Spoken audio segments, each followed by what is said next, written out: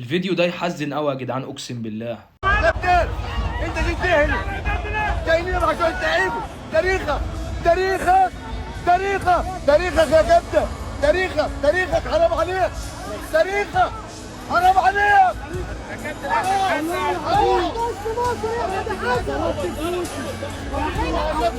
مفيش روح.